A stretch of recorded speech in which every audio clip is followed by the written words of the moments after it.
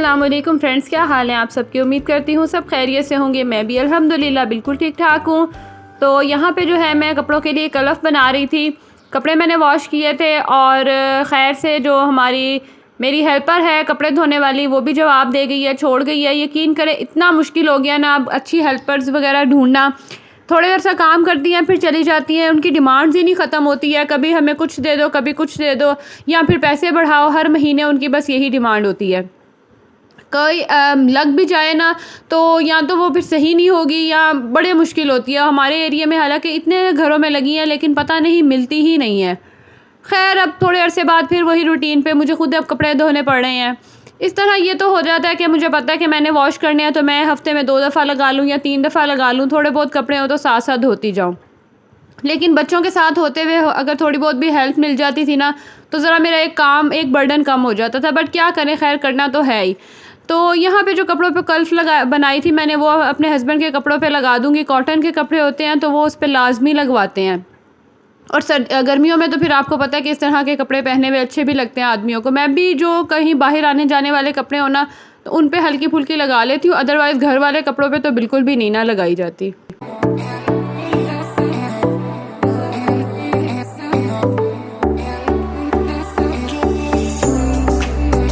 अच्छा जी, तो यहाँ पे कपड़े वगैरह धोने के बाद मैं नीचे आ गई थी और आटा मैंने मंगवाया था।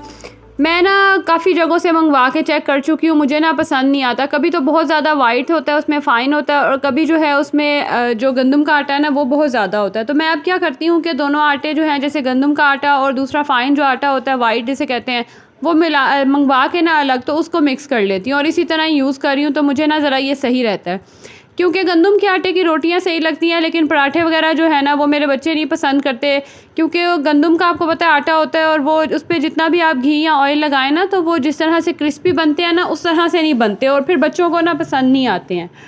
तो इसीलिए फिर मैं दोनों आटे को मिक्स करके अच्छी तरह से फिर उसको गूंद लेती हूँ। और अच्छा, आटा गूंदना ना मेरा लीस्ट फेवरेट काम है, मुझे बड़ा मुश्किल काम लगता है। पहले जब मेरी नंद होती थी ना तो उन्हीं से ही मैं कहती थी, वही आटा गूंदती। रोटी बनाना मुझे इतना मुश्किल नहीं लगता जितना मुश्किल ना मुझे आटा गूंदना लगता है। तो मेरी कोशिश होती है कि मैं इतना एक टाइम में आटा गूंद दूँ कि नेक्स्ट डे जो है ना, यानी कि अगले दिन का नाश्ता भी उसी आटे में हो जाए। लेकिन माशाल्लाह फैमिली इतनी है और गर्मी की वजह से ना फिर ज़्यादा आटा गूंद के रखा भी नहीं जाता, क्योंकि लाइट का भी कोई पता नहीं होता कब चली जाए और कब आ जाए। तो फिर मैं उतना ही गूंदती हूँ कि एक दिन का गुजारा हो जाए। तो यहाँ पे जो बर्तन थे वो मैंने वॉश कर दिया। अच्छा, मैंने नाश्ते के बर्तन अभी वॉश नहीं किए थे, मैं पहले ही मशीन लगाने चली गई थी बच्चों को स्कूल भेज के, क्योंकि बेटा मेरा सोया हुआ था, वो उठ जाता तो फिर ये काम बिल्कुल ही नहीं होना था। और धूप इतनी तेज़ थी कि ये देखे बच्चों के आने से पहले पहले ही जो है ये कपड़े बिल्कुल ड्राई हो गए थे। और कल्फ वाले कपड़े तो बड़ी जल्दी जो है ना वो ड्राई हो जाते हैं। तो इनको मैं तय कर दूँगी और उसके बाद किसी भी शॉपिंग बैग में डाल के रख दूँगी। ये फिर मैं बाज़ार से ही आयरन करवाती हूँ, घर में भी हो जाते हैं लेकिन फिर बड़ी मेहनत करनी पड़ती है इन पर और अच्छा खासा जो है ना वो टाइम इन पर लग जाता है। तो बाकी कपड़े भी प्रेस करने होते हैं, बच्चों के भी करने होते हैं। तो कोशिश मेरी यही होती है कि जितना काम कम किया जा सके ना उतना हो जाए। तो आप में से होंगे कुछ जो घर में भी करते होंगे, जाहिर है हर एक की अपनी अपनी प्रेफरेंस होती है। तो यहाँ पे जो है मैंने कपड़ों को शॉपिंग बैग में डाल दिए और अब जो भी बच्चे आएंगे तो उनके हाथ भेज दूँगी या ख़ुद जाके दे आऊँगी, क्योंकि पास ही शॉप है तो फिर मैं वहाँ दे आती हूँ। और उसके अलावा अब गर्मी भी आना शुरू हो गई है तो हम लोगों ने ना कूलर बनवाया था, जो जिसे लाहौरी कूलर कहते हैं ना, वो वाला कूलर था। पहले मेरे पास दूसरा था प्लास्टिक बॉडी वाला, वो छोटा कूलर था, तो उसकी ना इतनी कूलिंग नहीं होती थी क्योंकि मेरा सेकंड पोर्शन है और ये पोर्शन आपको पता होगा कि गर्म बहुत ज़्यादा होता है और साइड पे कोई घर वगैरह नहीं है तो डायरेक्ट धूप पड़ती है दीवार पे, तो ऊपर वाला पोर्शन मेरा इतना गर्म हो जाता है कि आप ना बेड पे मैट्रेस पे नहीं बैठ सकते हो, वो भी इतना गर्म होता है। तो ये कूलर हमने बनवाया था। अब ये हमारी जो स्टेयर्स है ना वो बहुत छोटी हैं, वहाँ से ये ऊपर आ नहीं रहा था, तो इसको रस्सियाँ बांध के फिर विंडो से लेके आए थे। ये विंडो काफ़ी बड़ी है तो यहाँ से ना इजीली फर्नीचर वगैरह ऊपर आ जाता है। तो यहाँ से इसको फिर रस्सियाँ बांध के तो मेरे हस्बैंड और मेरा जो भांजा है वो लेके आया था ऊपर और ला के फिर इसको हमने अंदर रख दिया था। और अभी इसका स्टैंड जो है ना वो नेक्स्ट डे आना था। और इसको जहाँ पे मैंने रखा था वहाँ पे पहले मैंने ड्रेसिंग टेबल रखी हुई थी। वो ड्रेसिंग टेबल ना अब काफ़ी ख़राब हो गई थी कि बस निकालने ही वाली थी, तो उसको मैंने वहाँ से हटा दिया था ड्रेसिंग टेबल को और उसकी जगह पे ना ये रख दिया था। शाम का भी टाइम हो रहा था तो ये छोटा बेटा मेरा बहुत तंग कर रहा था, इसको फिर मैं लेके थोड़ी देर के लिए छत पे आ गई थी, क्योंकि हस्बैंड मेरे नीचे कूलर वगैरह सेट कर रहे थे, उसको रख रहे थे, तो ये ना तंग कर रहा था, बार बार उसके अंदर जा रहा था, हाथ मार रहा था चीज़ों को। तो फिर मैं इसको लेके ना छत पे आ गई थी।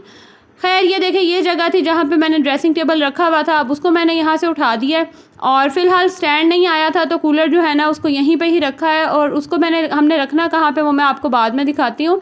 तो ये देखें, ये जो ड्रेसिंग टेबल से चीज़ें निकली थी, अच्छा खासा जो है ना, अच्छा चीज़ों पड़ी होना दराज़ों वगैरह में तो पता ही नहीं चलता कि अंदर क्या कुछ है, इंसान रखता जाता है और जब चीज़ें निकालो तो फिर पता चलता है कि छोटी सी जगह पे भी जो है दर्जनों के हिसाब से चीज़ें पड़ी हैं। और ये देखें, इतना कुछ था, मुझे समझ ही नहीं आ रही थी कि अब मैं इसको कहाँ समेट के रखूँ। ये जो एक सिंगल ड्रॉर है मेरा मेकअप ड्रॉर था, उसके अंदर ही देखिए मेकअप के अलावा कितनी उल्टी सीधी चीज़ें पड़ी हुई हैं, ऊँग पटांग सी चीज़ें हैं कि मैं खुद निकाल रही थी और हैरान हो रही थी कि मैंने क्या कुछ इसके अंदर रखा हुआ है। तो बास्केट्स के अंदर मैंने सारा मेकअप और हर चीज़ को अलग अलग करके रख दिया था ताकि जो चीज़ चाहिए वो मिल जाए। बेटी की मेरी चीज़ें, पेंसिल, रेज़र, शार्पनर, हर चीज़ पड़ी हुई थी। और ये जो क्लिप है ना, ये मदर डे का क्लिप है। बच्चों ने कार्ड्स बना के दिए थे मुझे मदर डे के। मैंने आपको कहा था कि मैं आपको दिखाती, लेकिन उन्होंने कहा नहीं मम्मा आपने नहीं दिखाना, फिर सारे हंसेंगे। फिर मैंने खुद ही मैंने कहा कि अच्छा नहीं है, अगर बच्चे नहीं इस चीज़ को ईज़ी फ़ील करें तो फिर मैं आपको नहीं दिखाती। लेकिन बहुत ही प्यारे इन्होंने कार्ड बनाए थे, अपने दिल से बनाए थे, तो जैसे भी थे मुझे बहुत पसंद आए थे। उसके बाद भी कह रहे थे कि मामा मदर डे है तो फिर आप हमें अब ट्रीट दें। तो उनके लिए मैंने यहाँ बर्गर्स मंगवाए थे, उनकी अपनी फरमाइश पे, खुद ही बल्कि जाके लेके आए थे। तो बड़े खुश हो रहे थे और इन्जॉय कर रहे थे। और कभी कभी इस तरह की ट्रीट मिल जाए ना बच्चों को तो बड़ा फ्रेश और अच्छा फ़ील करते हैं। तो खैर यहाँ पे जो है इन्होंने बर्गर इन्जॉय किए। The next day. और अब ये जो है ये है नेक्स्ट डे का क्लिप है।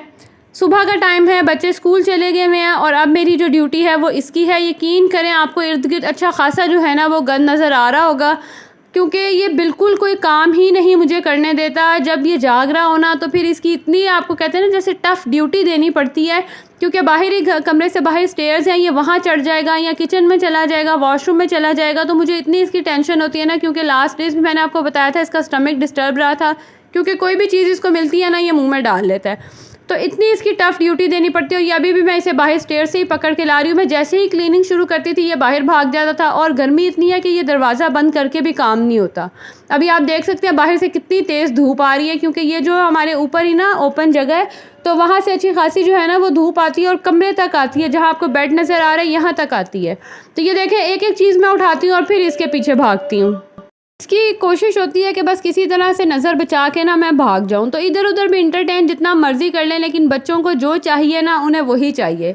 तो यही जो है ना रियल लाइफ है, यही असल ज़िंदगी है, यही हमारे साथ होता है। ऐसा नहीं है कि हमारा घर 24/7 क्लीन होता है। बच्चों के साथ है, दिन में 4-4 दफ़ा 5 दफ़ा भी सफाई कर लेना तो गंद पड़ ही जाता है। और ये देखें, यहाँ से हर चीज़ उठा के ये कोई कुछ सीढ़ियों के ऊपर रख देगा, कोई नीचे रख देगा। ये वाटर बोतल रखी होती है, इसको पकड़ेगा, तो इतनी मुझे टेंशन होती है ना इसकी। फिर मैं इसको यहाँ से पकड़ के बार बार अंदर लेके जाऊँगी, और यहाँ देखें मैं फिर इसको अंदर लेके आया और ये फिर बाहर भागने की कोशिश कर रहा है। तो बेडशीट मैंने चेंज करनी थी, साफ़ करनी थी, तो बिल्कुल टाइम ही नहीं मिलता कि ये काम किए जाएं। तो जब ये सो जाए ना फिर मेरी कोशिश होती है कि मैक्सिमम मैं काम कर लूं। और ये बड़े बेटे की शर्ट पड़ी हुई थी, मैंने कहा चलो थोड़ी देर के लिए ना इसका ध्यान इधर उधर करती हूँ। तो मैंने इसको पहना दी, बड़ा खुश हो रहा था और इतना मज़े का लग रहा था ना, ये देखे इतना क्यूट लग रहा था।